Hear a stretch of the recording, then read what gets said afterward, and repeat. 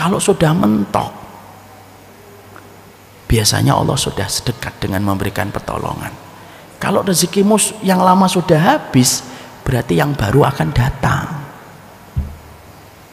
Cuma satu, yakin sama Allah. Berat Ustaz, saya nggak mengatakan ini ringan, tapi begitulah cara kerja kehidupan manusia ketika beriman sama Allah. Sebenarnya Ibu, dalam kita berikhtiar, saya tidak menjelaskan dulu apa kaitannya antara usaha dengan takdir. Yang pengen saya tanya dulu adalah goals kita ketika bekerja itu apa sebenarnya? Itu dulu, why-nya dulu yang harus dijawab. Karena dari why-nya ini, dari pertanyaan apa yang sebenarnya kita cari, itu nanti akan membreakdown segala irisan pertanyaan yang ada di bawahnya. Saya, Bu, kalau ditanya, Ustadz berbisnis? Iya, saya punya bisnis. Ada Nafis Gold, ya, dinar, ada pula minuman gitu. Maka pertama kali ketika saya memulai dan merintis bisnis itu, maka goal saya itu simple, saya memiliki kecukupan. Kalau goals kita kecukupan, menurut saya kita nggak akan ngoyo sampai pagi hingga malam untuk mencari rezeki, karena yang saya kejar kecukupan. Allah memberi lebih daripada itu, kita syukuri. Allah tidak memberi lebih, selama itu cukup, itu sudah menjadikan saya banyak bersyukur sama Allah, Bu. Tapi kalau goals kita adalah, goals kita di dalam kita bekerja, goals kita adalah rumahnya nanti begini, mobilnya nanti begini, nah itu sudah beda. Mari kita duduk dulu sama suami kita, Bang, kamu bekerja itu goalsnya apa? Mencapai target gaji di atas 50 juta, itukah yang menjadi goalsmu? Ataukah kamu ingin memberikan yang halal untuk keluargamu? Itu sangat mempengaruhi, Bu. Karena segala sesuatu harus kembali kepada titik tolak pertama. Why-nya apa kamu bekerja? Itu penting sekali, Bu. Karena nanti kita akan bersahaja di dalam pekerjaan yang kita lakukan. Maka kalau pertanyaan itu sudah dijawab, supaya mengejar kecukupan, sudah kita lihat yang didapatkan cukup nggak? Cukup, walaupun mungkin tidak terasa lebih. Kalau itu akhirnya goals itu, why-nya sudah terjawab, insya Allah kita akan tahu apa yang harus dilakukan. Bukan berarti ketika kita menetapkan saya pengen mengejar kecukupan berarti kita malas-malasan, enggak, ikhtiar tetap harus dilakukan. Karena apa? Allah memberikan kepada kita dunia supaya sekali lagi, supaya kita menjemputnya dengan cara yang terbaik. Karena dunia, rezeki yang memberikan itu adalah Allah yang sempurna dan terbaik di dalam alam semesta, maka cara menjemput rezeki yang datang dari zat yang terbaik itu, cara menjemputnya itu juga dengan cara yang terbaik, berikhtiar. Kalau ini gagal, kita berusaha lagi. Saya juga begitu, Bu. Ini saya, maaf ya, contoh bisnis saya kita ini, kita juga harus meeting, kita harus berpikir kenapa kok nasabah belum tahu, kenapa kok banyak orang belum tahu produk kita. Itu kita bicarakan untuk supaya kita memiliki metode menjemput rezeki Allah, karena Allah itu ingin rezekinya itu diambil dan dijemput dengan cara yang terbaik. Kalau sudah menjemput dengan cara yang terbaik, Allah itu memiliki sifat keadilan. Jadi sesungguhnya kalau kita kembalikan kepada perkataan Ali bin Abi Thalib, rezeki itu ar-rizqu rizqan. Rezeki itu dua, Bu, kata Ali bin Abi Thalib. Rezeki yang mencari kita dan kita yang mencari rezeki. Ada rezeki yang mencari kita, ada. Contoh, ibu diem di rumah lagi minum teh, tiba-tiba temannya ngomong, Mbak lagi ngapain? Minum teh. Yuk umroh yuk, saya bayarin. Benar. Kenapa? Saya habis dapat rezeki banyak, ya. Percetakan saya kemarin habis menerima cetakan paslon calon presiden tiga-tiganya, gitu. Untungnya miliaran, gitu. Itu rezeki mencari kita. Saya tiba-tiba di rumah, lalu tiba-tiba ada orang yang memberikan kepada saya, Ustadz saya ngirim hadiah ke rumah, padahal saya nggak ngapa-ngapain. Itu rezeki mencari kita, itu yang pertama. Ini karena sifat rahmatnya Allah, berlaku untuk setiap orang. Tapi ada yang kedua, kata Ali bin Abi Thalib, ada rezeki yang harus dijemput. Lah rezeki yang dijemput ini Allah meletakkan sifat keadilan, Bu. Cari dulu, ikhtiar dulu yang terbaik, baru rezeki itu kamu dapatkan. Kenapa harus ada usaha? Loh, kalau tidak ada usaha, Allah tidak bisa membedakan mana nanti yang berusaha dan mana yang tidak berusaha. Lah ikhtiar itu yang kita lakukan. Tapi di balik semua ikhtiar kita menjemput rezeki, mahkota rezeki itu terletak pada apa? Mahkota rezeki itu terletak pada kata kecukupan. Kalau ibu sudah dicukupkan sama Allah, maka insya Allah itu sudah mencukupi semua yang kita butuhkan. Makanya kalau saya tidak berdoa, ya Allah nanti rumah saya 7, mobil saya 6, enggak, saya minta kecukupan. Kalau kita meminta kecukupan itu enak. Kenapa? Yang kaya belum tentu cukup, yang miskin belum tentu kurang. Saya pernah loh ibu, ini demi Allah ya, saya ini dakwahnya kan sudah lama, merata ke semua kalangan. Saya itu punya satu jamaah kaya raya, Bu. Ibarat kita kalau sering berkata, uangnya tidak ada nomor seri. Rumahnya di tengah Jakarta itu bukan 90 meter. 90 meter rumah di sekitar Narogong. Kayak rumah-rumah kita. Rumahnya itu 1 hektar. Tapi ketika beliau akhirnya ngaji, lalu saat itu beliau cerita, Ustaz tahu nggak apa yang membuat saya ngaji akhirnya? Karena saya itu tersiksa dengan kekurangan terus. Tidur malam ngerasa kurang, kapan ya omset ini naik? Padahal uangnya itu sudah ratusan miliar. Lalu dia merasa dia minum obat penenang, dia kalau malam minum obat tidur, Bu, untuk memberikan kepadanya ketenangan. Kalau enggak, otaknya tuh enggak pernah berhenti mikir. Yang ini udah jalan nih, omsetnya sudah sekian miliar, yang ini harus jalan, yang ini ada apa, terus muter dia. Maka sampai cara dia menghentikan otaknya yang tidak pernah berhenti itu, dia minum pil tidur supaya otaknya ini berhenti mikir dan bisa lelap dalam tidurnya. Ketika saya disitulah saya paham bahwasanya kekayaan itu belum tentu memberikan kita kecukupan. Masya Allah loh. Padahal kekayaannya udah seabrek-abrek itu. Ibaratnya kalau dibagi sampai 77 keturunan gak habis. Bukan hanya 7 turunan, 77. Tapi di satu sisi saya pernah diundang sama satu buruh oleh satu jamaah, seorang buruh di Cikarang, Bu. Orangnya baik. Beliau buruh pabrik. Habis kajian dia nyuruh saya, Ustadz, istri saya masak masakan kudus. Saya tanya, masak apa? Garang asem. Ustadz datang, wah kalau garang asem ayo, saya bilang gitu, bercanda saya. Datang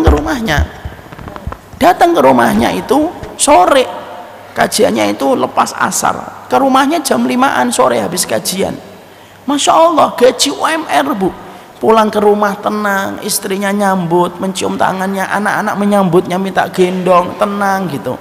Dan dia kerjanya sebagaimana burung, Bu, pergi pagi sore pulang. Dan dia merasa cukup dengan itu. Makanya disitulah saya akhirnya bisa mengeluarkan sebuah kalimat.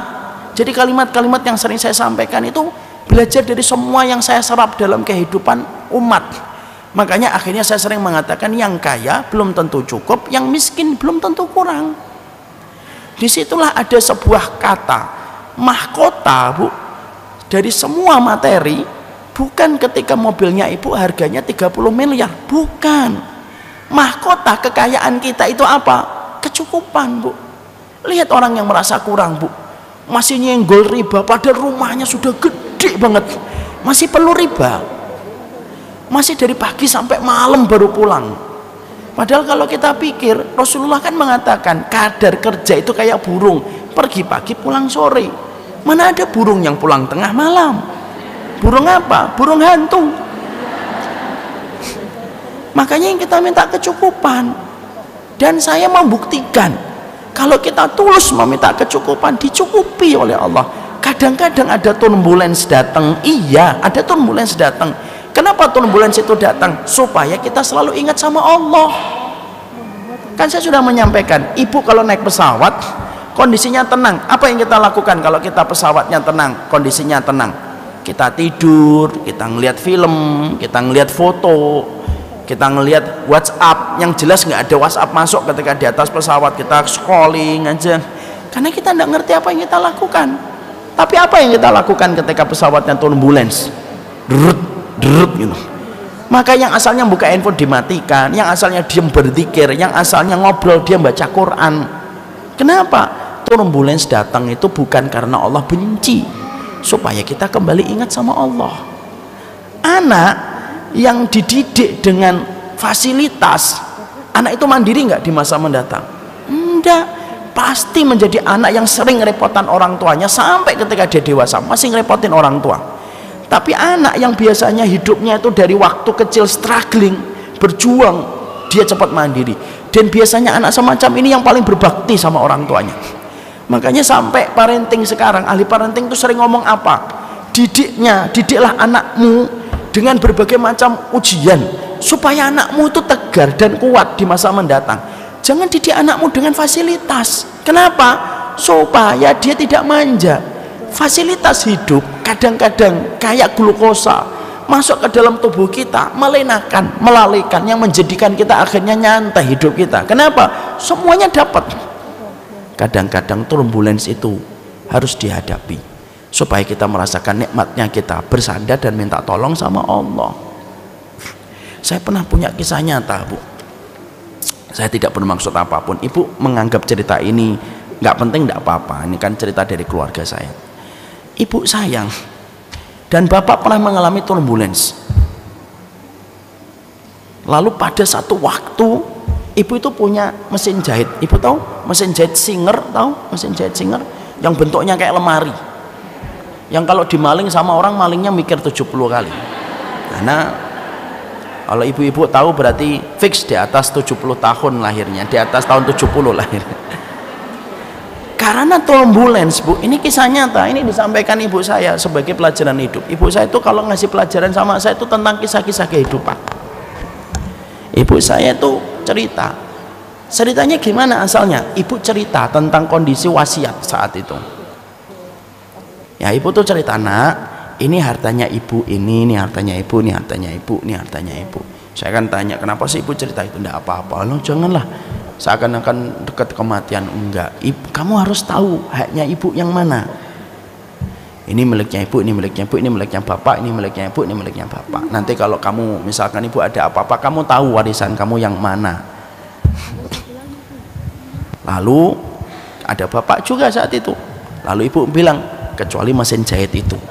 Mesin jahit itu bukan milik ibu, bukan milik bapak. Nah, saya tanya, loh, nah itu miliknya siapa? Mengarilah sebuah cerita. Ibu berkata, bapak dan ibu pernah turbulence, pernah mengalami masa berat ekonomi. Akhirnya ibu ngomong sama bapak, udahlah pak, kalau memang harus dijual, dijual aja itu mesin jahitnya. Lumayanlah membackup kita sebulan 2 bulan dulu gitu.